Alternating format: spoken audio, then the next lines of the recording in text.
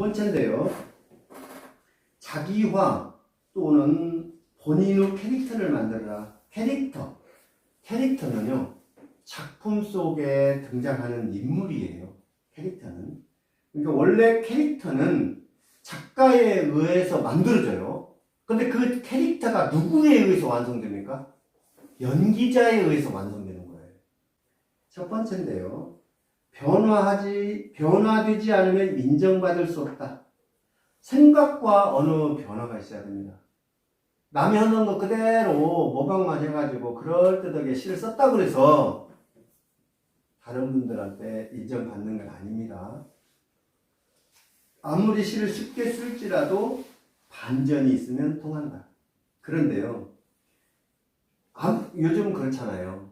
시를 왜 쉽게 쓰지 어렵게 쓰냐. 근데 쉽게 쓰는 것이 어렵게 쓰는 것보다 훨씬 어렵습니다. 그러니까 요즘 대체적으로 말할 때 시가 너무 어렵다, 너무 관념적이다, 중언부언한다, 그런 얘기를 하거든요. 그러니까 시 쓰는 하나의 과정입니다. 그러나 우리도 결국 그 어떤 한 편의 시를 쓰기 위해서 이렇게 부단한 과정을 겪는 거거든요. 그런 말은 쉽게 해서는 안 된다. 다만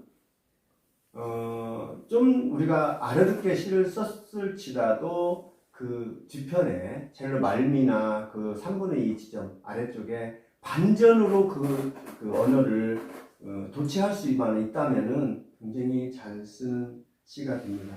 조금 이따가 그 반전이 잘 된 시가 나오거든요. 그때 가서 한번 훑어보도록 하겠습니다. 남의 영향권에서 벗어나려고 몸부림쳐야 한다. 당연한 말입니다, 이건. 네.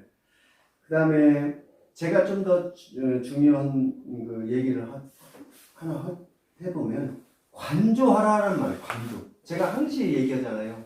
사요, 반전, 관조. 이 세 가지 중에 이 시가 들어가야 되는데요. 관조를 하기 위해서 어떤 일이 벌어져야 되냐면 세 가지가 있어요. 느낌의 자각, 그 다음에 성찰의 자각, 그 다음에 신비의 자각입니다. 예를 들면 선생님, 김혜숙 선생님이 계세요. 김혜숙 선생님이 신비하지 않으면 정말 재미없잖아요. 생명은 신비한 겁니다. 생명은 절대 신비한 겁니다. 그러니까 관조에는 느낌의 자각, 성찰의 자각, 신비의 자각이 있다는 것만 알아두시고, 이 부분이 또 공부하게 되면 제가 상세하게 말씀드리겠습니다.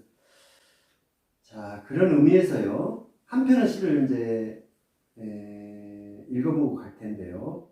매직 릴리입니다. 매직 릴리를 우리 차상영 선생님께서 낭독해 드리겠습니다. 매직 릴리. 조선의 그리움의 속도를 앞질러 가도 서로 만날 수 없는 서로의 회귀. 가슴 쓰리내리며 애태우느니 이 무슨 지독한 운명인가. 많은 날을 기다려도 이유 없이 꽃은 피지 않는다고 울컥 불러본다. 매직 릴리. 미망의 길에서 야위어가는 짝사랑. 수척한 몸 고추 세워 꽃대를 뽑아 올리거든 살며시 돌아앉는 미련을 놓아주느니 젖은 숨 가슴 열어 꺼지지 않는 불티를 확인하라. 네, 좋습니다. 상사화의 영어식 발음입니다. 상사화. 그 꽃말은 순결한 사랑이고요. 기계라는 말도 있습니다.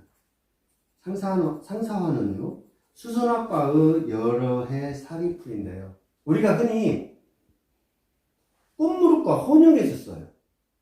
꽃무릇과 상사화는 완전히 틀립니다. 그런데 똑같이 이제 백합과인 것은 사실이지만, 그리고 구근으로 이루어졌어요. 알뿌리로 이루어졌다는 얘기입니다. 근데 상사화는 분홍색 아니면 하얀색에 약간 그 색이 있는 정도고요. 꽃무릇은 잘 아시는 우리 그 이제 영광 불갑사를 간다든지 선원사를 간다든지 하면 빨갛게, 아주 빨갛게 이렇게 그 꽃 피는 게 그 꽃무릇인데요. 꽃무릇을 우리는 석산이라고도 해요. 석산. 근데 이제 그 수선화과 그 여러 해살이 풀이라고 제가 말씀드렸잖아요. 사찰에 그 많이 심는 이유는요. 그 추출한 그 녹말로 불경을 재본하거나 예를 들면 탱화를 만들 때 쓴대요. 그러면 좀도 안 쓸고요. 굉장히 오래 간답니다. 그래서 사찰에 그 꽃무릇을 많이 심고요. 여기서는 상사화입니다. 우리가 보면 백합같이 생겼어요. 이게 모습이. 근데 이제 이 나팔로 이렇게 해가지고 이루어졌거든요. 그래서 그 매직 릴리를 한번 읽어보도록 하겠습니다. 그리움의 속도를 앞질러 가도. 왜 그러냐면 어떤 그리움이 있는데 그리움보다 그 속도를 빨리 가고 싶어요. 왜 그러냐? 결론부터 얘기하면은 잎과 꽃이 서로 만날 수가 없어요. 잎이 피면 꽃 피고 나서는 꽃이 사그러들면 잎이 나오거든요. 그리고 잎이 또 겨울이 되면 사그러들어요. 그 다음에 이제 또 봄이 되면 꽃대만 쭉 올라오거든요. 그러니까 꽃무릇과 상사화가 똑같은 그런 과정을 겪어요. 그래서 제가 이제 꽃이다 보면 꽃이 그리움, 잎에 대한 그리움이 이제 한 목동에 있는데 서로 만날 수가 없는 거예요. 이게 도저히. 예. 어떻게 보면 같이 붙어 있는 것 같지만 전혀 다른 위치에서 있어요. 이게 같은 나무인데, 꽃나무인데. 그래서 그리움을 한번 앞질러 가봤어요. 앞질러 가서 만날 수 있는지, 못 만날 수 있는지 좀 시적으로 한번 얘기를 해보겠습니다. 그런데도 서로 만날 수 없는 서로의 회귀예요. 여기에 또 왜 서로가 들어있냐면 잎은 꽃에게로 달려가고 꽃은 잎에게로 달려가도 그 회귀 다시 달려가도 못 만나는 거예요. 예를 들면 회귀의 대표적인 말 할 때 연어를 갖고 얘기를 많이 하잖아요. 우리 남대천이나 이런 데서 이제 연어가 이제 알을 깨고 수천 킬로 멀은 그 바다로 갑니다. 어디로 가는지 저도 몰라요. 그래서 3, 4년 살다가 거기를 또 다시 찾아오는 거예요. 참 대단하죠. 몇 프로 정도 되겠습니까? 다시 찾아오는 확률. 확실하게는 아닙니다.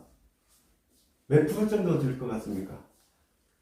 0.1%든 그 정도는 된답니다. 0.1%. 네.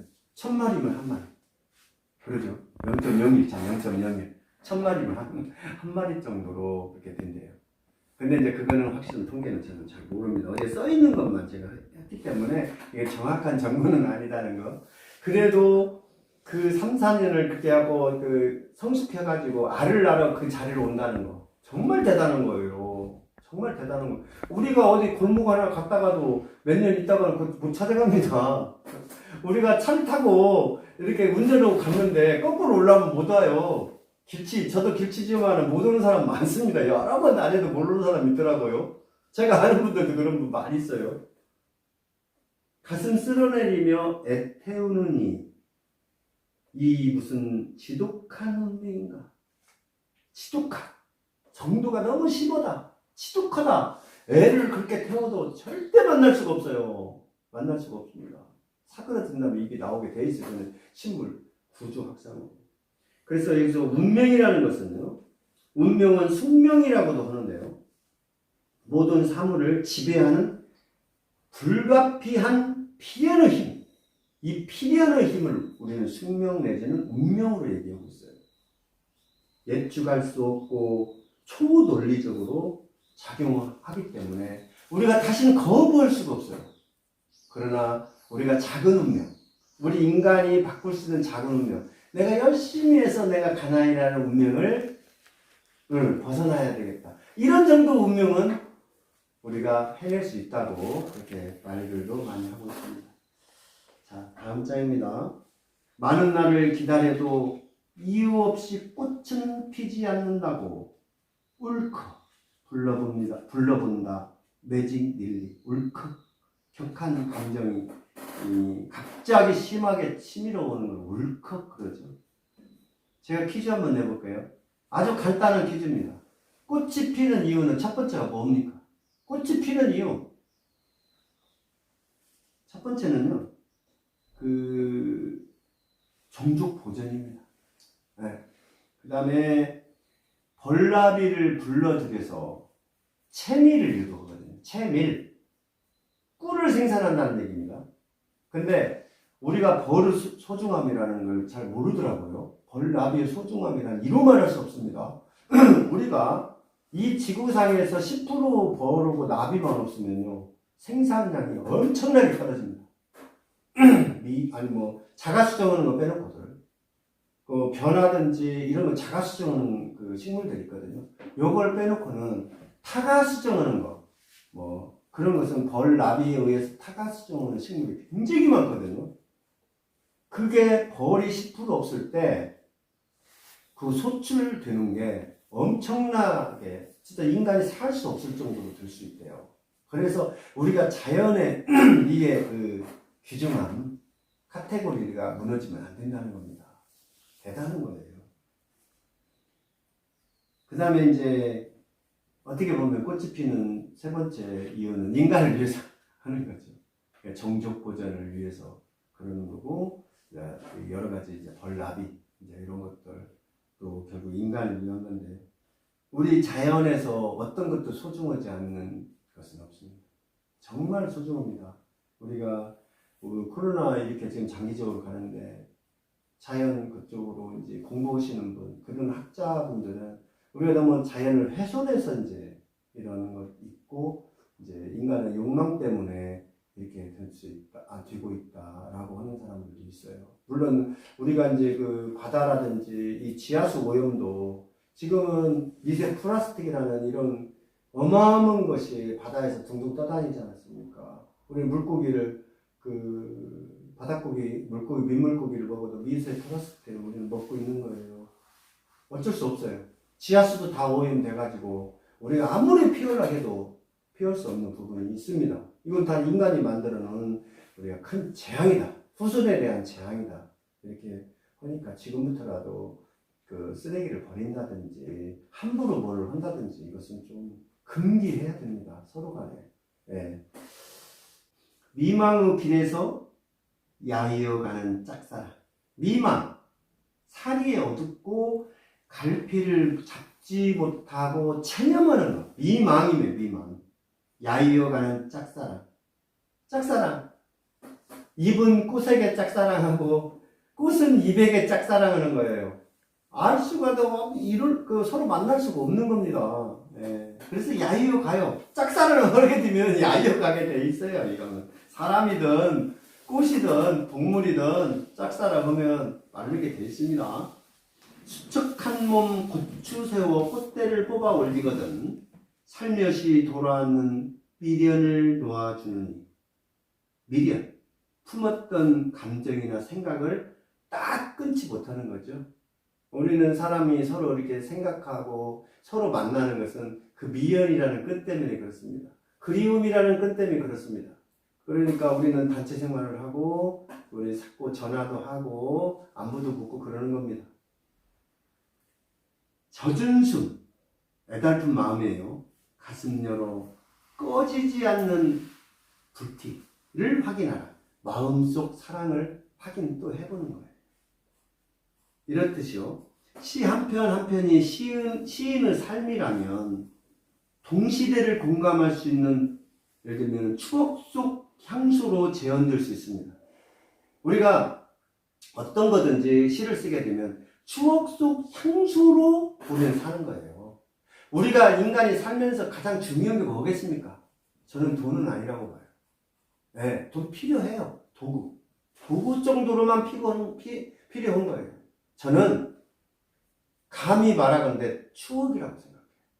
추억이 없으면 참 건조한 삶일 거예요.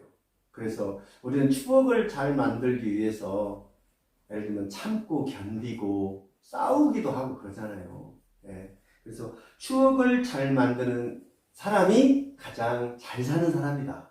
네. 그렇게 저는 말하고 싶네요. 나팔꽃입니다. 아까 그 반전에 대한 그 얘기를 했는데 이 반전이 어떻게 이루어지는지 간단한 시 하나 보겠습니다. 한쪽 시력 잃은 아버지, 시력, 물체의 존재나 형상을 인식하는 눈의 동작을 시력이라고 합니다. 우리는 시력 제자 그러잖아요. 당신 눈이 어느 정도인지. 우리는 보통 죄를 쓴 사람 2.0이라고 하잖아요. 언젠가도 제가 얘기했어요. 제일로 시력이 좋은 동물이 25를 가지고 있는 타조예요. 타조. 그 다음에 이제 우리 매는 있잖아요. 하루 높이 날아다니는 매는 8에서 16 정도 되거든요. 그리고 밤을 잘 보는 동물은 고양이 아니겠습니까? 그러나 매나 이런 것들은 밤에 못 봐요. 그러니까 매하고 상충류는 아니 같은 그 비슷한 종류 밤에 활동하는 부엉이 같은 경우는 밤에 잘 보겠죠. 근데 박쥐 같은 경우는 눈으로 당기는 게 아니고 퇴화되어 버렸어요. 박쥐는 눈이 있기는 있대 그 쓸모가 없는 거예요. 그럼 뭘로? 촉수. 네. 그러던 자기들이 어떤 그 신호를 보내잖아요. 그 신호에 의해서 움직이는 거예요. 네. 그리고 새도 마찬가지랍니다. 기러기나 우리가 그 차를 타고 다 보면은 까치들이 막 분무를 하잖아요. 기러기들이라든지 그 수천 마리가 한 번에 움직이는 것은 자기들의 어떤 신호, 파장에 의해서 움직인답니다. 물고기도 마찬가지고요. 네. 예를 들면 정어리 떼가 고래를 피해서 상어를 피해서 한 번에 움직이잖아요. 한 번에. 그러니까 군집 생활을 하는 이유는 그 고기들이 그 정어리 떼가 군집 생활을 하는 이유는 뭐겠습니까? 포식자로부터 자기들을 보호하기 위해서 그렇습니다. 새도 마찬가지겠죠? 네, 그런 것들 좀 알아놓으면 재밌습니다. 자, 본문 한번 보겠습니다. 나팔꽃. 한쪽 시력 잃은 아버지. 내가 무심코 아무런 뜻이나 생각 없이 무심코 식탁 위에 놓아둔 까만 나팔꽃 씨를 한약인 줄 알고 드셨어요. 아버지가 눈이 어두운데 내가 그냥 나팔꽃 씨를 좀 따다가 식탁에다 그냥 한쪽에 놨는데 아버지가 그게 환약인 줄 알고 이렇게 먹어버린 거예요.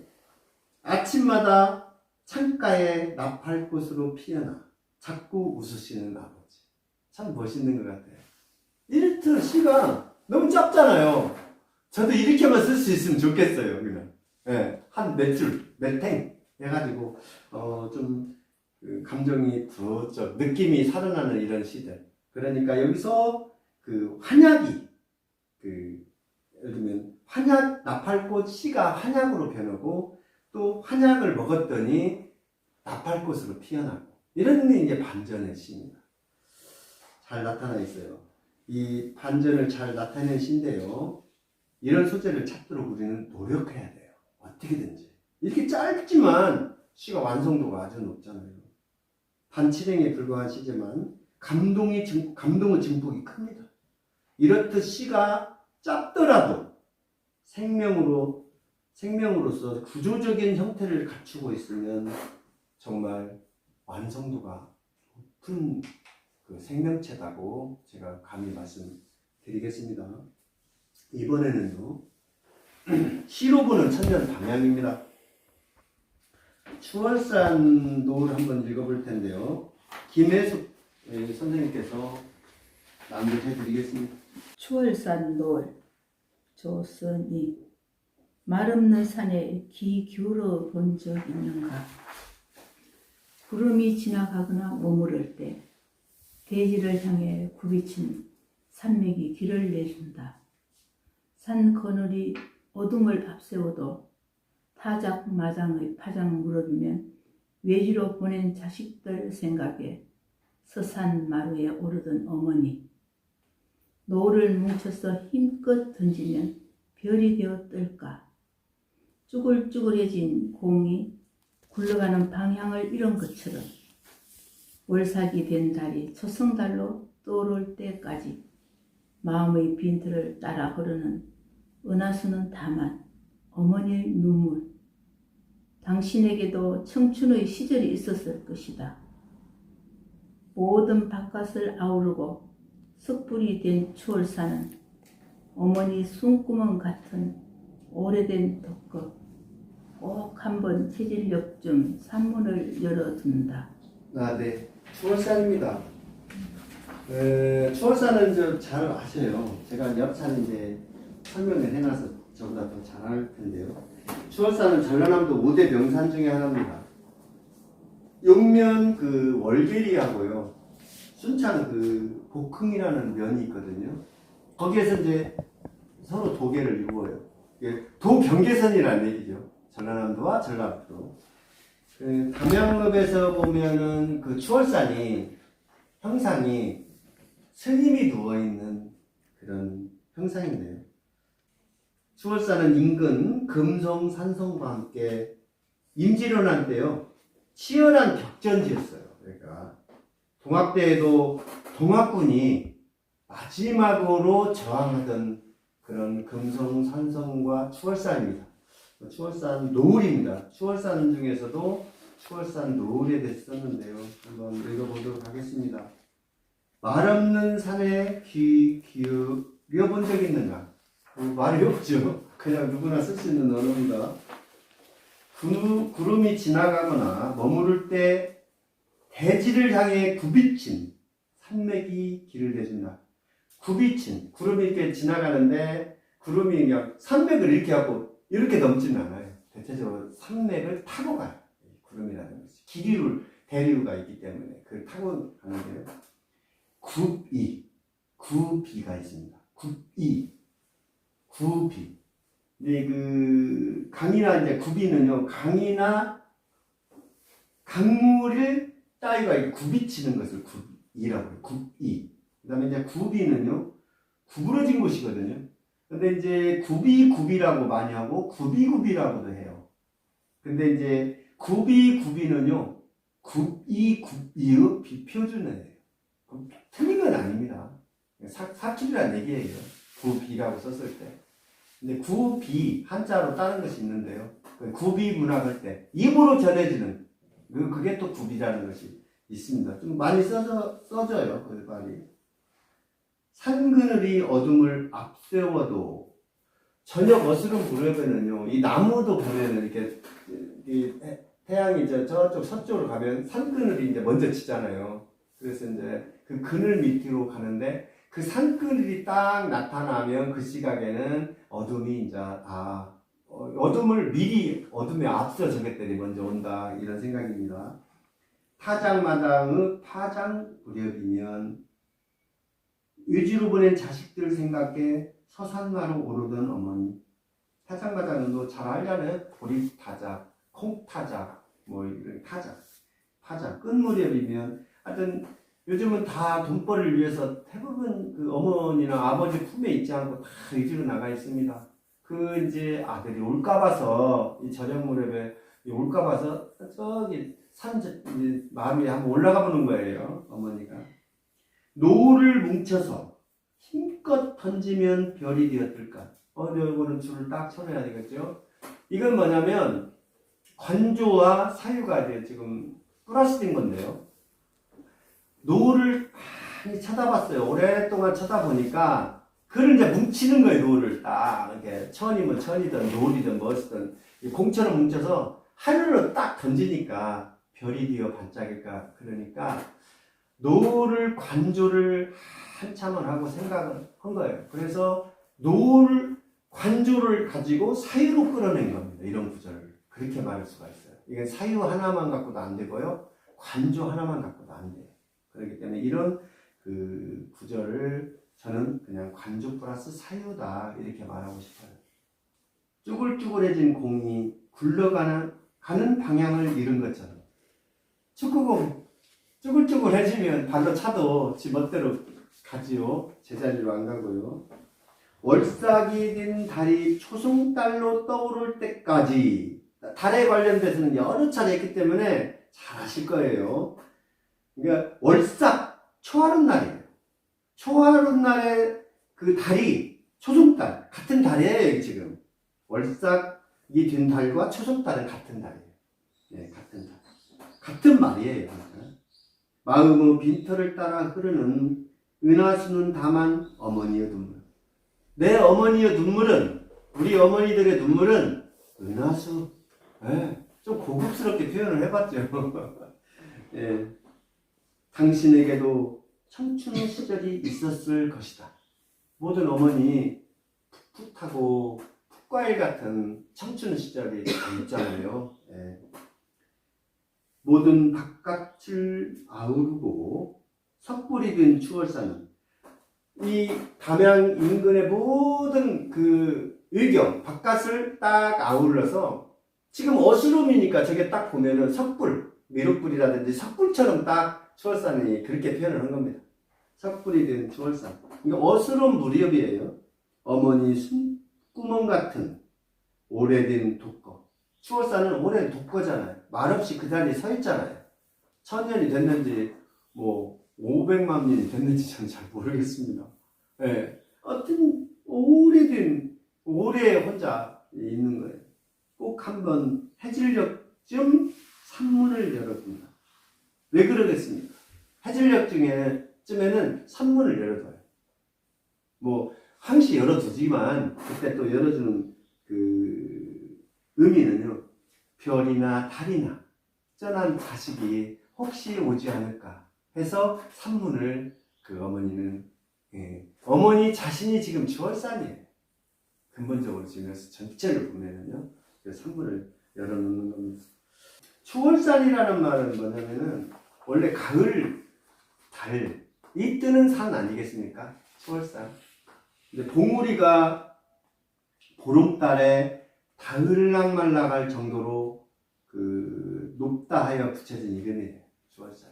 그 보름달. 근데 이제 가을 우리가 생각할 때는 추월이니까 가을 산에 뜬 달 이렇게.